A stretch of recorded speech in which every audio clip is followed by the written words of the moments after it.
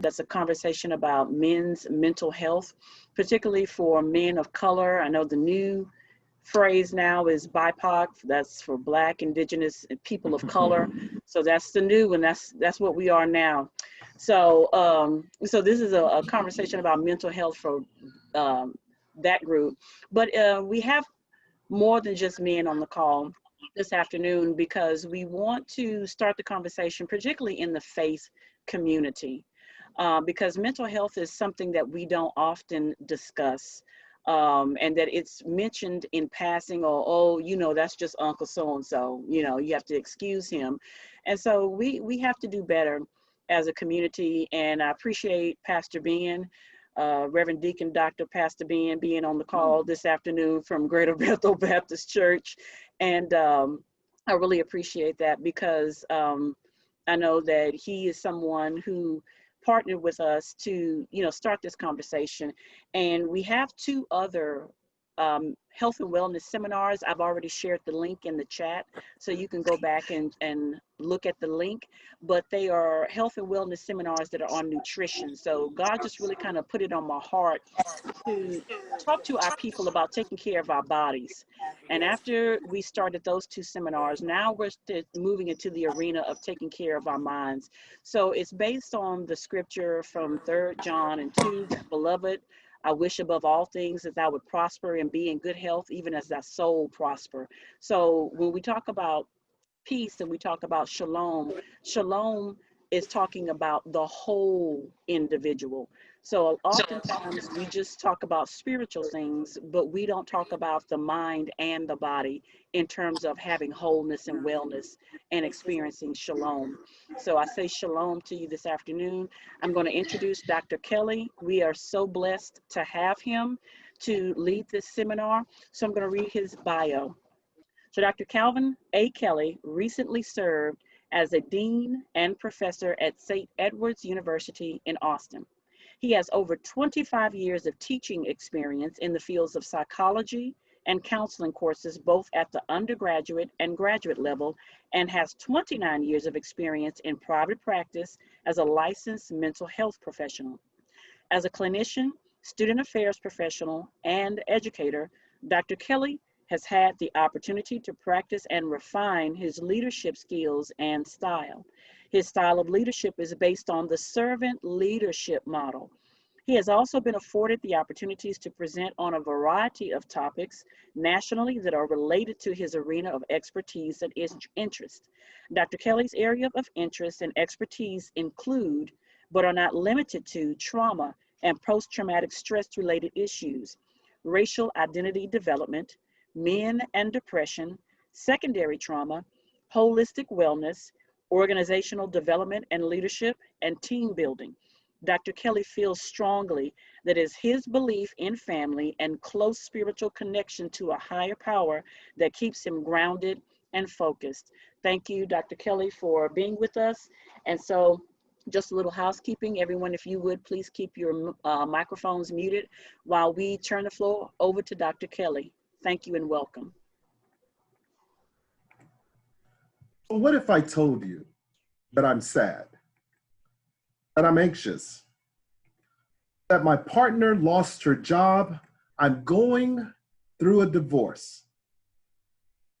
What if I told you that I worry every day about my child or children, that my mother is dying, that I was just diagnosed with diabetes, cancer, or hypertension? I'm not sleeping well, that I'm addicted to drugs, I'm stressed out about work.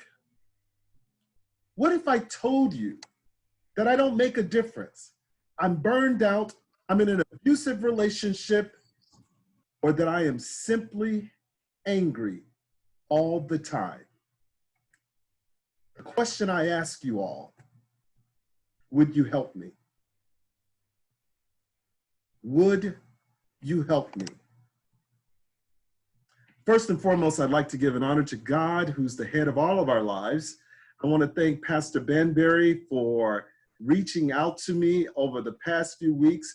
I have come to know this lady of God as a leader in our community, And the mere fact that you are a forerunner and front runner of talking about an issue that is so often demonized and looked at negatively in our society, I applaud you in your efforts for really helping to make this moment a true movement. So thank you, Pastor Banbury, and thank all of you for joining us today. I want you to think about, what if I told you? Now, I'm a PK, so I'm very accustomed to the call and response. So don't leave me out here by myself in this discussion, because I want this to be really and truly a discussion. And when you heard me say to Pastor Banbury that she is really at the forefront of helping us to take this moment and really to move it into a movement. Look at everything that is happening in our society today. While we're trying to deal with COVID-19, we're also witnessing something historical happening in our world. We're seeing where Black lives, for some that don't matter, a movement saying that it does matter. We're seeing Black men and women. I don't want you to miss that part. One point in time, it was relegated to men, Black men in particular, but we're now seeing this movement that is happening also starting to happen to our Black women. Yes. And we're hearing people say that Black lives matter. And you're hearing the counter argument, well, all lives matter. The one that I love is that all lives can't matter until Black lives matter. So would you help me? The question specifically, and women have always served as a partner. I don't want to call you the backbone, because there's nothing back about our women who have been in this struggle every day, side by side with the Black male. So the question that I am putting out there is, I'm asking brothers today to man up. The Bible teaches us that when I was a child, I talked like a child, I thought like a child, I reasoned like a child. But when I became a man, I put away the childish things behind me. Now, my father always said, if you can't say amen, just say ouch. Because I'm gonna tell you right now, this is going to be one of those conversations. And again, I want to be very clear that my hope and prayer is that this is a dialogue and not a monologue. And I'm hoping that you will engage. And I know we're going to do some Q&A afterwards, but if you feel that as we're discussing this, that you have a question or you don't agree, or you hear something that you really want to make a point of, I really want you to slow it down and just say, let's talk about this a little bit more. Amen. So let's talk about some common language. What does it mean to be a man? Well, let's start with Webster. Webster says that a man is simply an adult human male. I had to go to the Urban Dictionary, and I hope I don't insult anyone. A man in the Urban Dictionary is defined as someone having money, being affectionate, kind, a good father, faithful. Having money, being affectionate, kind, and good father, and faithful. Now, the reason why I said because the thing that often happens with us as men is that we often grow up in a world where we are conditioned, and those conditions are reinforced. And here are some of the things that come out of growing up and things that are buried in our man box. Real men don't cry openly or express emotions except for anger. Real men do not express weakness or fear. Real men are heterosexual and dominant in and out of the bedroom. Real men are financial providers and not caregivers. Real men do not act like a woman. I don't know what that means, but we'll talk about it. Real men are never unemployed. Real men are always confident. Real men make decisions and do not ask for help. Real men view women as property and objects. And if you're a real man, you play sports, you talk about sports, and that is our primary mode of interaction with each other. I'm asking everyone to man up, because those things that we have been taught, those things that we have placed in our man box that have come to define us as men are making us lose the war that we find ourselves engaged in. And I'm going to say that again, because believe you me, it is a war. We are involved in a spiritual and psychological warfare. Many of us, because we live in the confines of our man box, are ill prepared to fight and to do battle. So let's talk more about this man box here. Men are not naturally more violent, but we are taught to be. And here's this thing that you've heard and are hearing, this concept of toxic masculinity.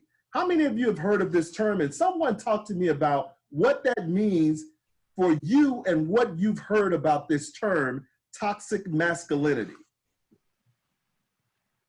Well, I've heard the term toxic masculinity, and for me, or when I learned about it, it was defined as having certain characteristics or traits that men are very aggressive, even to the point of violence, that they are athletic, which is also a part of their aggression, and that men always have to be dominant.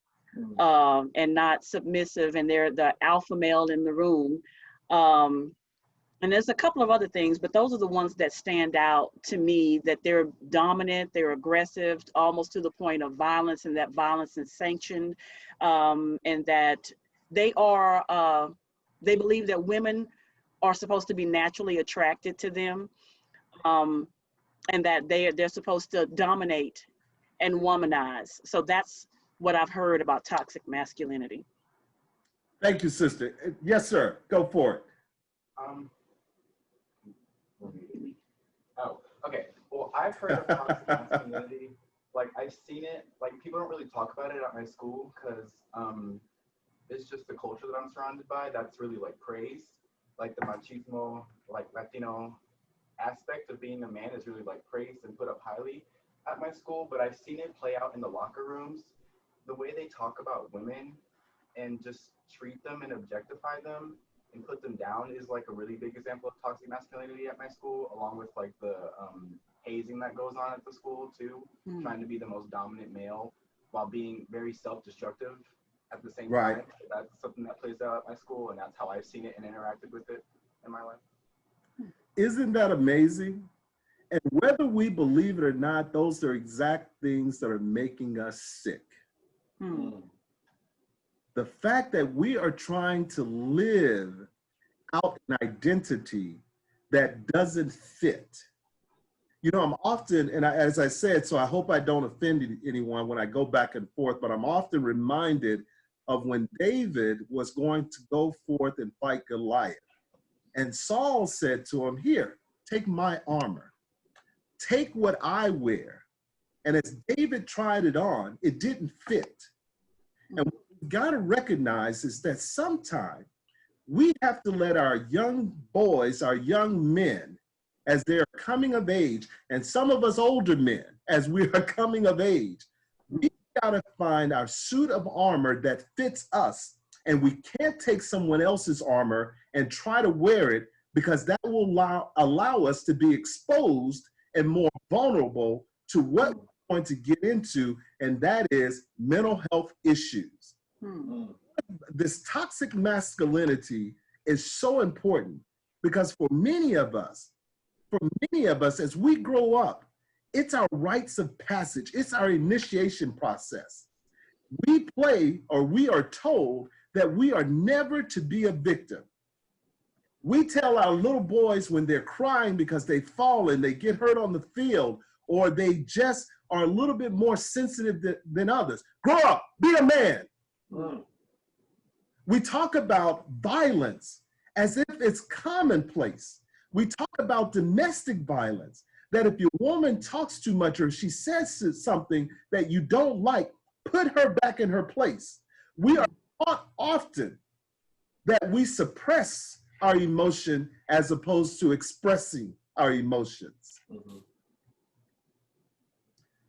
Surgeon General Dr. David Satcher talked about that there is no real difference between mental health issues and other kind of health issues.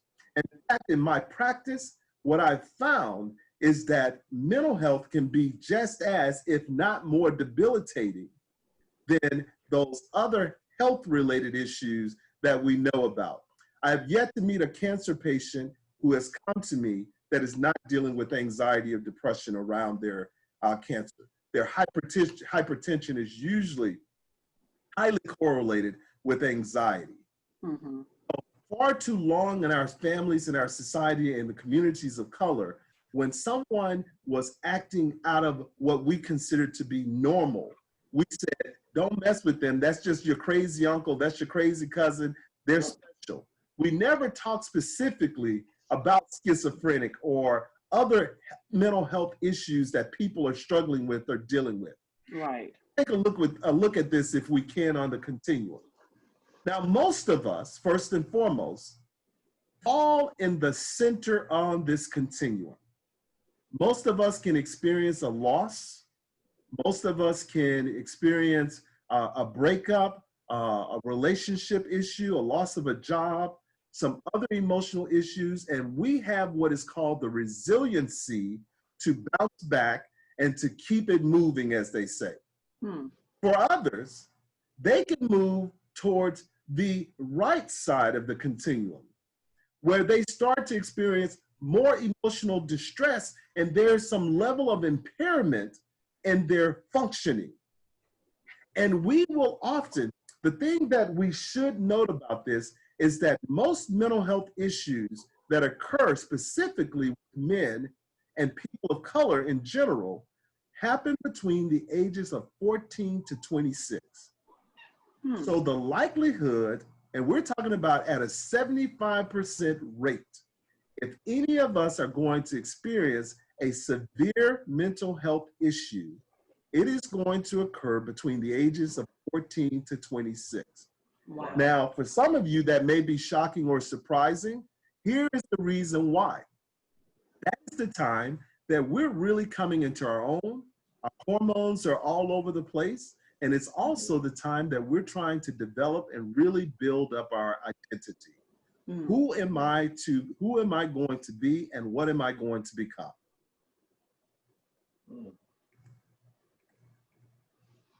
So let's get some common language here. And again, put your hands up, and if somebody sees that somebody wants to say something, interject and just say what you want to say. And again, if you can't say amen, feel free to say ouch, because it might hurt a little bit. So let's talk about, what is mental health? Mental health involves effective functioning in our daily lives. And what it results in simply is productive activity, fulfilling relationships. So one of the things that I work with a lot of men, and one of the things, and brother, this really was designed for men to have a conversation, but again, as women who are always there and battling everything with us and often side by side with us in these struggles, we've got to talk about, what does it mean to have a fulfilling relationship? What happens to us when our manhood, if you will, is being challenged because we can't work all the time? We lose a job. We have other performance challenges, whether it's in school, whether it's being sensitive enough to recognize when our woman, our partners, are in need of some kind of support. Good health means that you're able to balance these things. It doesn't mean that you're going to do them perfectly, because there is no such thing as doing it perfectly. But it does mean that you can recognize when you are struggling, and we have got to trust our partners enough to say, I am struggling. And that doesn't make us weak when we do that. It does not make us less than when we do that. Communication is so important when we find ourselves struggling with mental health issues. It is also the ability to adapt to change and to cope with adversity. And each and every one of us, and if you don't know it, I'm about to help you to know, we suffer and have suffered with some form of adversity over the course of our lives, whether we're young, middle-aged, or old. Each and every one of us has encountered some level and some form of adversity. So how does that look different than mental illness? And again, I'm not going to read this to you because I know everyone can read. And so I just want you to take a look at this, and I want you to digest it. And again, if you have questions, you want to interject, please feel free to do so. And we're going to talk specifically, what are those diagnosable issues? But this also, when we're looking at mental illness, it calls for us to be aware. When we start to see significant changes in the way someone is thinking, behaving, or their emotions, when we start to see people losing proper functioning, whether it's in social work or family activities, we have got to say something. You know, it's the old mantra, if you see something, say something, do something. So, okay, so Dr. Kelly, I want to say something, because Please one do. of the things that we wanted to do with this is destigmatize mental health.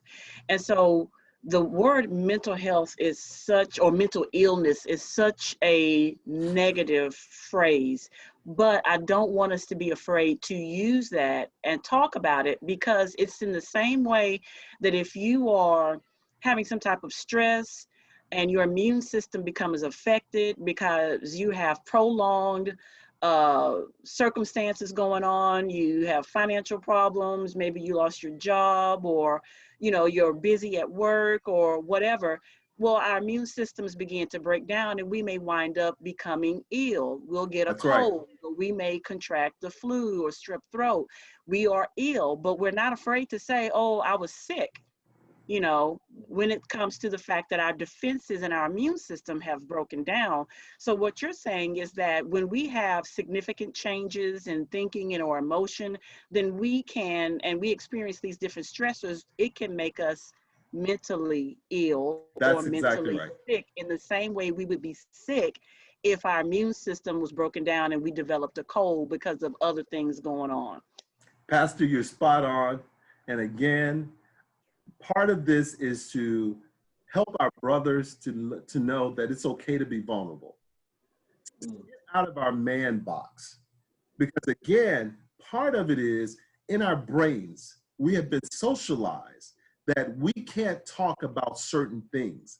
We've been socialized that we can't tell our partners that I'm vulnerable, that I'm ill, that I'm sick, or that I'm feeling a certain way.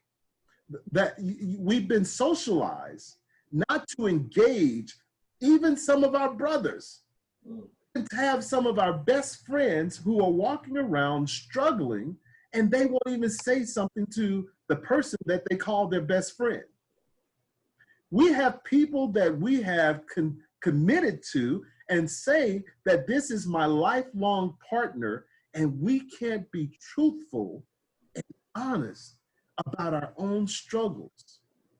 We as men have learned to lie to ourselves to cover up our own struggles and challenges.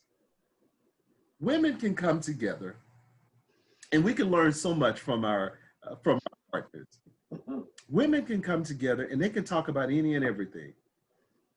Men come together, and again, it goes back to what we talked about earlier about the concept of what it means to be a real man.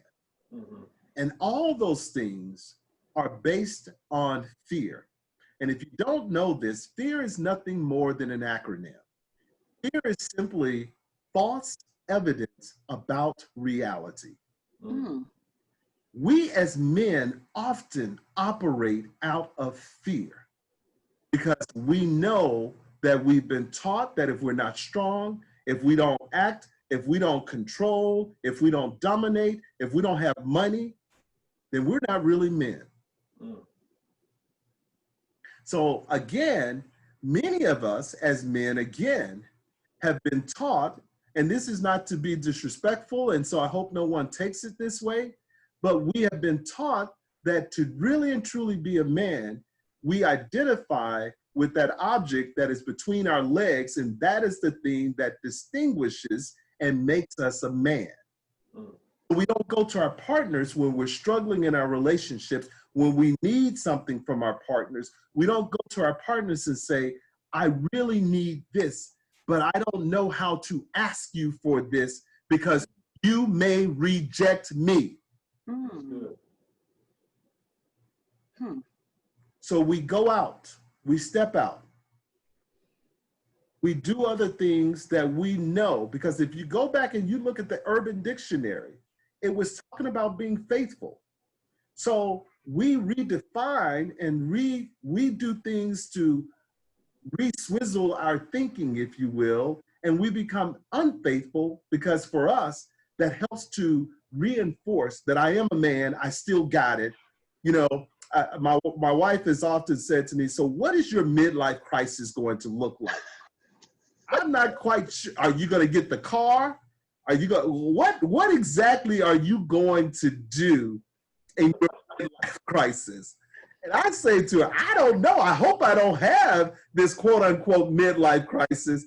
But I said to her, if I do, I'm sure you will know what it is before I do, and you tell me what it is. Oh, Jesus.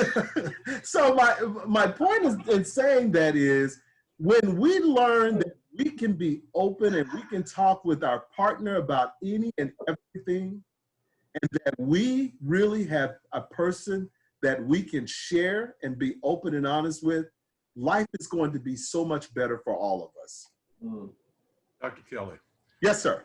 There is a huge, I think there's 3 big hurdles in there that you just mentioned, and I thought, wow, okay. The whole thing of getting guys to admit that they're wrong or need help, that's going to be an issue by itself. Yes. And then getting guys to talk about the fact that I have some issues, that's another hurdle. And then being able to share that with a significant other, not one of your boys, and you really don't do a lot of talking even in those circles, but to say to your significant, in this case, you know, wife or significant other, whoever that might be, that I really have some issues. Those really are 3 big hurdles. It's necessary, it's needed. But when you said it, I'm thinking, oh man, that's exactly right. Those are the 3 big ones. Yeah. You know, it's really interesting, Pastor, that you mentioned that, because I work with 14 men that are struggling. They recently were diagnosed with prostate cancer. 13 out of the 14 have had the surgery. And so they found that, or they thought, I should say, that life for them was over. Because again, not to maximize or minimize this issue, because again, their idea and the thing that made them a man is what they have been taught. And it wasn't until I invited 4 brothers, and this was pre-COVID, 4 brothers to come from the VA. And 4 of these brothers had a variety of injuries. Some didn't have legs. One brother was paralyzed from the waist down. Another brother had both of his limbs, his arms were missing. And another brother had a heart condition. So he looked physically fine, but genetically had some heart issues that if he put a lot of stress and a lot of pressure on himself, he could go at a moment's notice. And the reason why I brought these brothers is because these four men who had what would see as insurmountable challenges were living and leading very highly functioning lives. And so when they talked to these brothers and they said, you are really sitting there and you're stressed out about this, that, and the third, because you feel like your manhood has been lost. Let me tell you about what I've been through. Everything is different for all of us. We all have our own lens by which and through which we see the world. But for these guys, it was so good to bring these gentlemen in that circle, to have this conversation with these guys, because they were able to share with them their stories of how they had adapted and been able to move on from what they thought was something that was going to change their lives significantly. So I appreciate what you just said about, you know, and again, it's all about communication. It's all about talking and being able to find a community, because what often happens to us as men is that we often think that we're the only ones dealing with a certain issue. And so when we're able to be open and honest and to bring ourselves into a setting, it can be normalized like nobody's business. But let's talk about the magnitude of what we're here to talk about. That's mental health. So here's some numbers I just want you to take a look at and think about. 450 million people suffer with the mental health or behavioral health issue. Nearly 1 million commit suicide every year. Take a look at this one called the 4 of the 6 leading causes of years lived with a disability.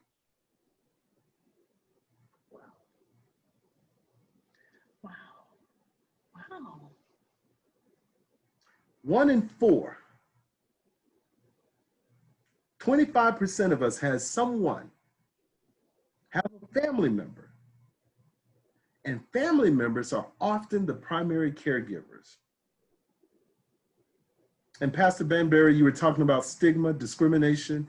That happens not only in our general society, but in and outside of psychiatric institutions as well.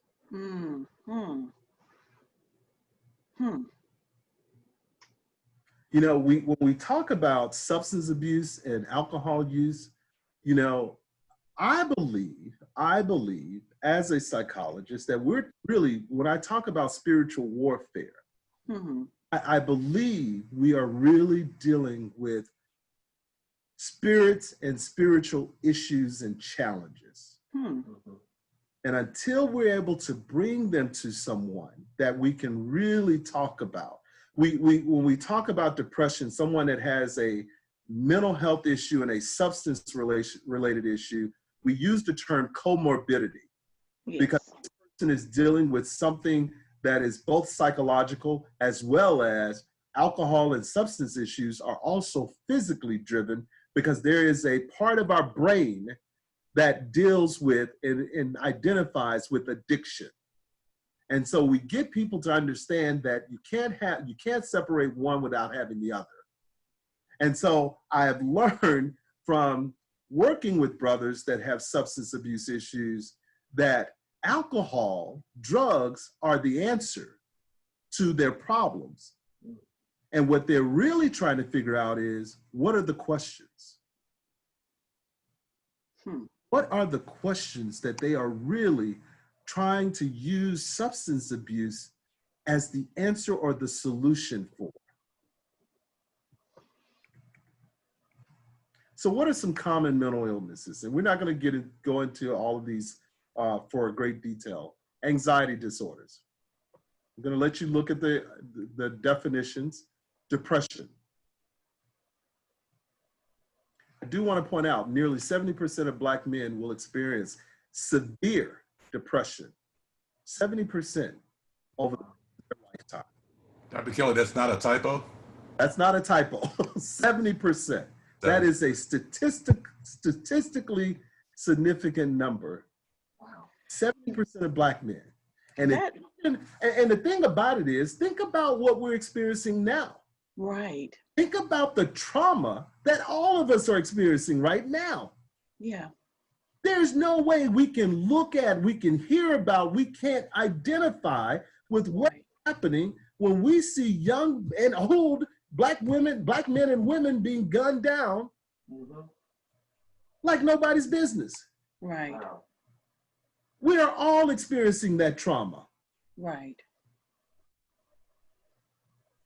Right.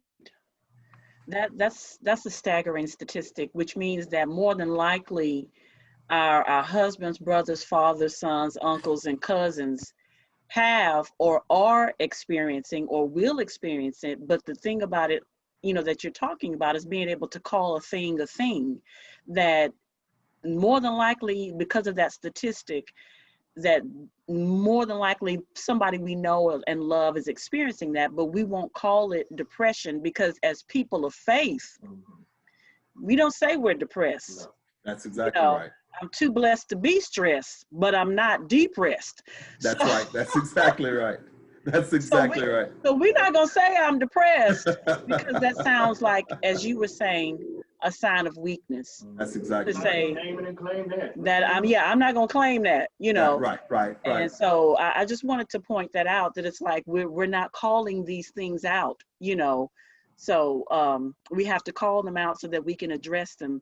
And then, after the care and the what you're talking about, then we can begin to pray about it, but we got to call it out first. That's exactly right. That's exactly right. The newest and the latest one, of course, is bipolar. And everybody thinks they're bipolar. 90% of my our white sisters and brothers that I see want to claim that they have bipolar because that's the latest, newest thing that they feel like they can identify with. These are things that impact our communities just as well as they do others. Schizophrenia is something that's real. Often what we see and when we identify mental illness, we're talking about someone that is schizophrenic. That person has psychotic thinking. They have delusions of grandeur, or they have delusions where they say they see things. They have hallucinations where they think and believe that they're hearing things. And so for many of us, we grew up in a community that someone was special or someone was crazy because we saw those extreme behaviors, very rare, but they were there, of someone that was experiencing, whether it was substance induced, because you can also have substance induced schizophrenia, where you can take something, drink something, follow something, and it leads you to believe that someone is trying to do something to you, you're hearing something, or you're seeing something. And so we call that person crazy. For the longest time, we saw someone, whether it was our grandmother, our brother, to Pastor Banbury's point, experiencing some anxiety or some depression, and we just simply said, go pray about it and you'll get over it. And so that person stops communicating with us about what they're experiencing and what they're feeling, because out of fear of being stigmatized and demonized. Yeah. Pastor Ben, I saw you were about to say something. No, I'm still stuck at the 70% of Black men will experience severe depression. If 70% are experiencing severe, that means that there's still moderate to mild that's not in that 70%, which means that the large, significant, basically all of Black men will feel some type of depression in their lifetime. And if you are a Black man in America, going through what we go through on a day-to-day basis, you're going to experience. It's all for depression. I get that. I get that. Yes. But seeing that severe and 70 go together. Yeah. That's. And if you like, I'll send you some articles on that that really support, not only support me, but actually, and you got to realize that to be diagnosed with depression now, it has changed dramatically.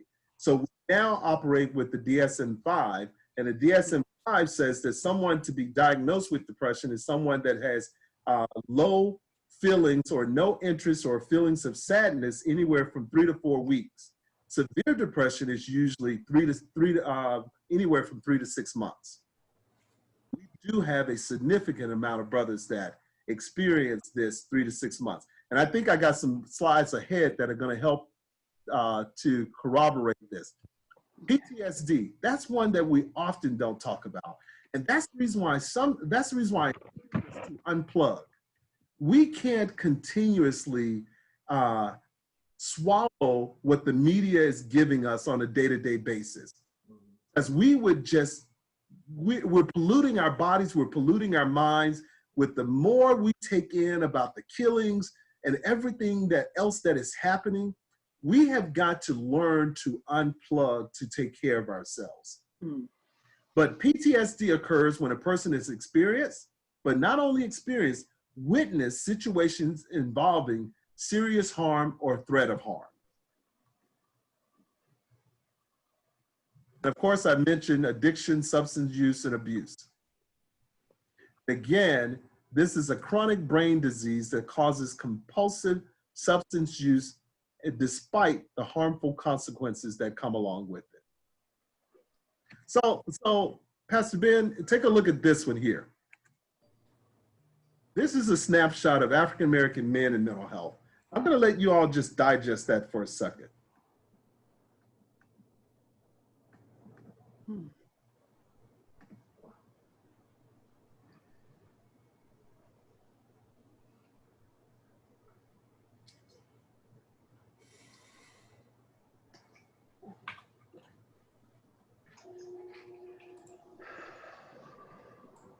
Wow. Any questions or thoughts about that? Brothers, y'all have any questions or thoughts? Because I mean, I do, but I want to let the brothers chime in first before I say anything. It's just mind blowing. I mean, when you see it, it's like, wow, that's the first word that comes to my mind. It's like, wow. And what it tells me is that we need more group discussions like this for brothers to really get what's in them out so that we can change some of these things. I mean, this is crazy.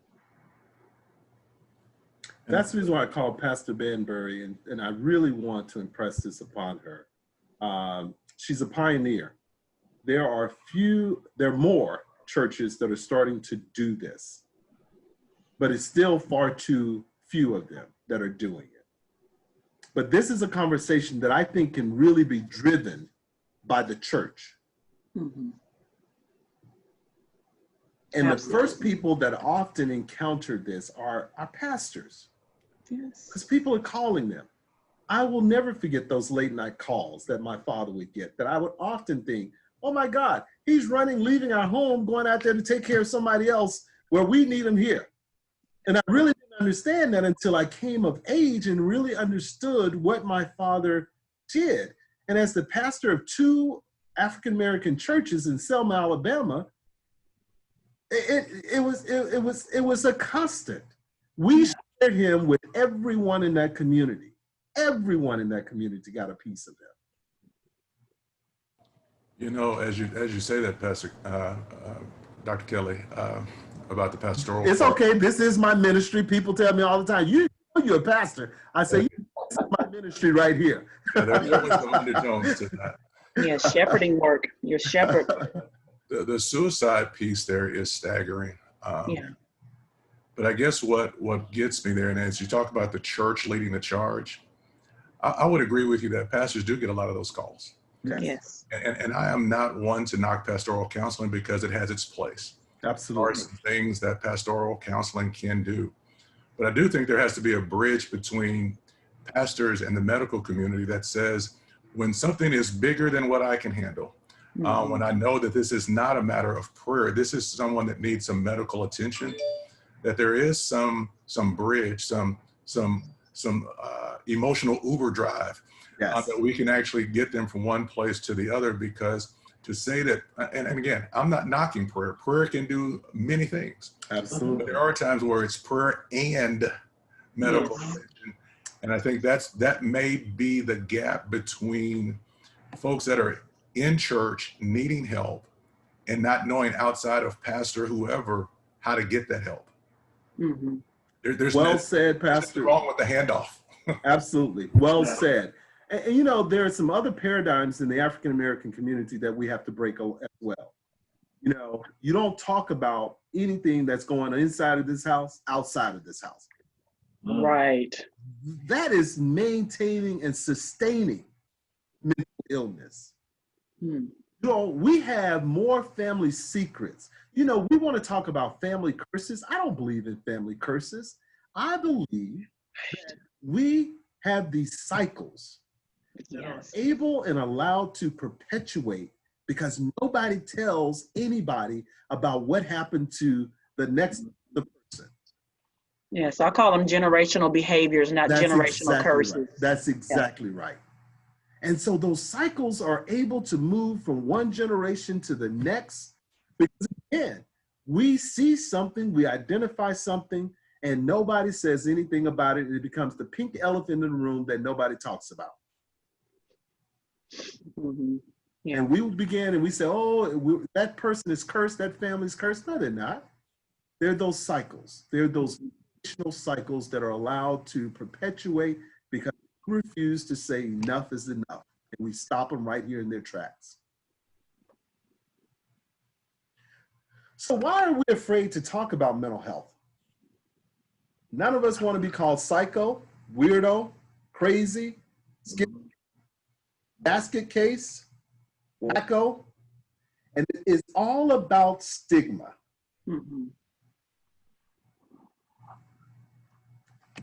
We all are afraid of being labeled with any of these words.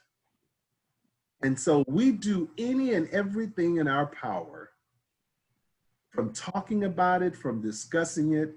I can't tell you how many marriages, how many households that don't have to suffer in silence, but they do because we choose not to discuss it.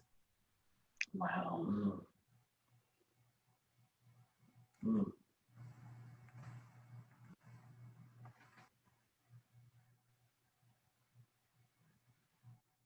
That speaks for itself. Yeah.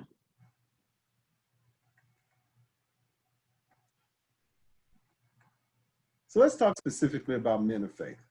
And again, this is not to exclude our women, but some of it has to do with society. We know that there are a lot of societal ills. If you have not read Joy DeGrury's Post-Traumatic Slave Syndrome, I think now is about 20, 25 years old. But Joy talks about post-traumatic slave syndrome, that we bring a lot of our trauma from slavery. A lot of it has to do with our family dynamics that we never talk about.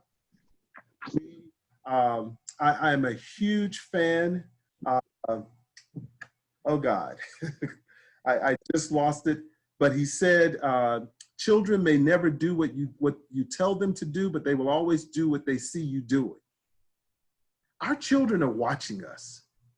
Our children are watching our functional behaviors as well as our dysfunctional behaviors.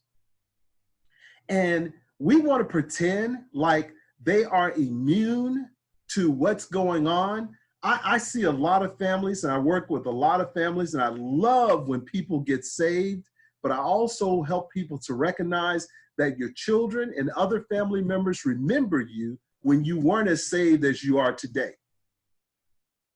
You know, my father used to say, every saint has a past and every sinner has a future. And so the reality of the situation is that our kids are watching and seeing everything that we do. And for most of us men, and we don't want to talk about it, but a number of us have dad issues. We always talk about girls and their issues with dad, but a lot of us as men are struggling with our very own father/dad issues. And we need to recognize that. We need to come to terms with that. I'm working with I have this brilliant man who's in his 50s.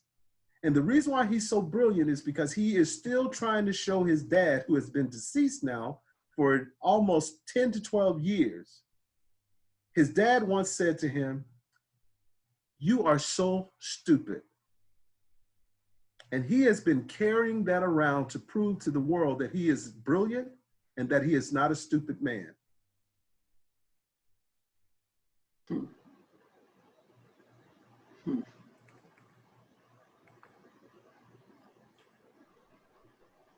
So let's take a look at this. How do we begin this process of unpacking our past? We have to realize that many of us have unfinished business. For men, we don't believe that we need to go back and deal with some of those past hurts, some of those past pains. Some of us are carrying into our marriages relationships that were a struggle for us. Some of us are carrying into our current relationships issues that we struggled with our sisters, our brothers, our mothers, as well as our fathers. And, you know, one of the things that we often believe or want to believe, especially as Black men, is that we are self-made and no one helped us. And there's always, we are all standing on the shoulders of giants. And we've all got to recognize and realize that. And for better or worse, we're all shaped by the kind of family that we experience.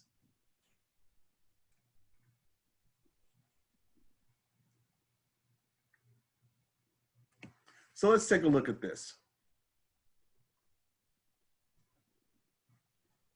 I want you to think about your own life for a second. I don't want you to say anything out loud, but what unfinished business from your past are you struggling with today? Bless you if you can think and you can say to yourself, nothing. Mm. If you're not carrying some form or some kind of wound, some kind of hurt, some kind of unresolved issue, some kind of pain that you have that you feel like is not impacting or affecting. If you have a partner and you don't want to believe that there's something going on, ask them. Because our partners protect us more than we know. Many of our partners know where our hurt and our pain is. Because they don't want to make us feel insignificant or insecure in any way, they never mention it. They never talk about it. They're often there with us when we are curled up in that fetal position, where we're crying at night, when we're having that nightmare. And again, they never want to call us out, and they never want to talk about anything that's going to make us feel or think we are less than the men that we truly are. So I want you to think about your unfinished business and your unresolved issues that you're carrying around, that albatross, that all you have to do is say to yourself, I can take this off. I can take this off and let it go and release it today. Because each and every one of us have the power to do that. We may not be able to do it on our own, but there is help out there. Are you ministering today? You preaching now. Brothers, how do we unpack the past? We deal with our issues of the absent father, the overly bonded mother, the all alone, because many of us fear being alone. And this thing called a manhood vision. Many of us know or think we know what our potential is. And many of us suffer from not fulfilling the potential that we have. You know, God asked Moses a very simple question.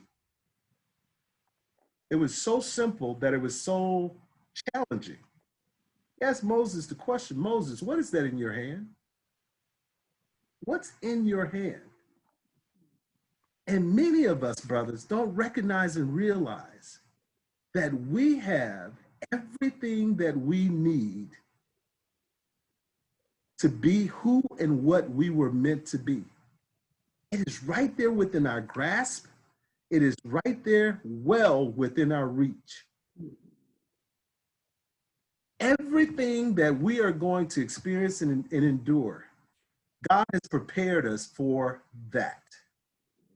Everything that we need, we've already been given. I see that, Pastor Ben. What was that? Hey, call me out. I'm a psychologist. I don't miss too many nonverbals. Oh, you went from doctor to preacher right there. I love it. Yeah, he did. But it amazes me how many of us miss our opportunities because we're not prepared. You know, my grandfather taught us all. You know, we used to look at people and we say they're lucky. And my grandfather would say, let me tell you what luck is. Luck is when hard work meets opportunity. Hard work, you're ready for that opportunity. When it comes knocking, when it makes itself available, walk into it. And I look at Pastor Ben and I say, oh my God, he is the luckiest man in the world. No. Pastor Ben has been doing the work. I do, because of my upbringing, understand the parables of David. David being that child, being that kid who's out there guarding the sheep, learning how to practice with his little rocks and his little slingshot. And that he's able to hit something, you know, without even thinking about it, because when he's out there guarding the sheep, everything, he's protecting everything, and he's out there practicing. So what David didn't understand at that time was that that was in preparation for what David was going to face later on in life. And that's what we've stopped doing with our children. Because we are angry, or not even angry, because we are missing what we feel like we didn't get in our own childhood. We're overcompensating for our children, so we don't give them the skills and the things that they need to be prepared for later life. So they look at us and they say, well, you didn't prepare me for this. And we look at them and say, well, I gave you everything that you ever wanted. Well, did you really? Did you give me the skills that I needed to be prepared for this world? As men, as older brothers, there's so much we can learn from this younger generation. There's so much we can learn from them. Gen Zers are taking us back to the 1960s. I see you back there. If we stop, listen, and learn, Gen Zers are defined as the kids who are going to protest everything. They are going to hold older adults accountable. We can no longer just tell them to do this because I say do it. They're going to ask questions, well, but why? What am I supposed to learn? What am I going to gain? And we can't get upset because we grew up in a generation, most of us, where we couldn't do that with our parents. We questioned the why. We couldn't ask that why question. But what we have got to do is now we've got to encourage the why. Because they will share with us their experience, their thoughts about what's going on with them. And I'm telling you, all it takes is just a little listening on our part. And I'm getting to a close here. Pastor, I know I've already gone over time. Oh, no, you're fine. This is your first closing. You got 2 more. Okay. And I just want you to think about this. As men, we were the natural leaders.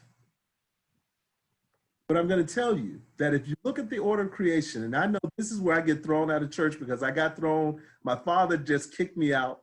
And I said, look at the order of creation, Dad.